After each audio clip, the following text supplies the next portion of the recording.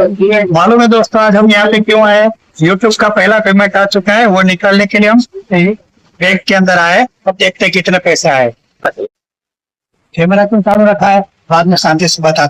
Check किया जा सकता है, तो हम चेक करते हैं।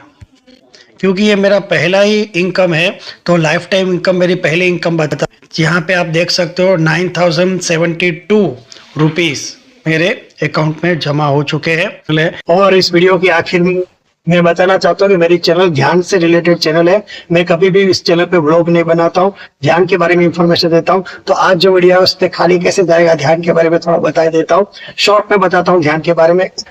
हमारे इंसान के शरीर के अंदर कुल 72,000 प्रकार की नाड़ियां है। राइट साइड पे 36,000 नाड़ियां मौजूद है, जिसको सूर्य नाड़ी कहते हैं। 36,000 नाड़ियां इस साइड है, जिसको चंद्र नाड़ी कहते हैं। और जब हमारा हार्ट धड़कता है तो उसमें से कुछ ऊर्जाएं निकलती है और इन सभी नाड़ियों में जाती है। जब वो ऊर्जाएं वापस आती है तो वहां पे बिल्कुल शरीर के बीच में आके टकराती है।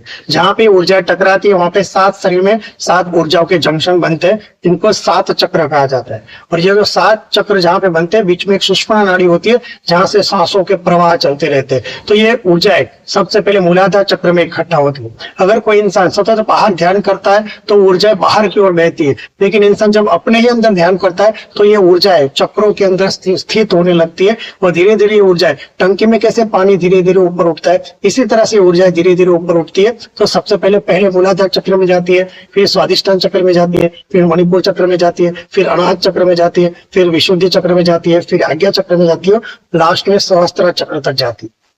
तो ये ऊर्जा नीचे से ऊपर की ओर उठती है। आखिर का जो 7वां चक्र है वो परमात्मा से इंसान को जोड़ता है। हर चक्र की अलग अलग सिद्धियां होती है, तो 7वां चक्र परमात्मा से जोड़ता है। तो जब इंसान का ये चक्र के अंदर धीरे धीरे विकसित होता है, तब लास्ट में जब परमात्मा से जुड़ता है 7वां चक्र के साथ, तब वो इंसान, तब वो नर नारायण से जुड़ जाता है और हर जीव शिव के साथ जुड़ता है। यही हमारे जीवन का लक्ष्य है। जो कोई इंसान ऐसा लक्ष्य प्राप्त करता है, फिर से उसका पुनर्जन्म नहीं होता।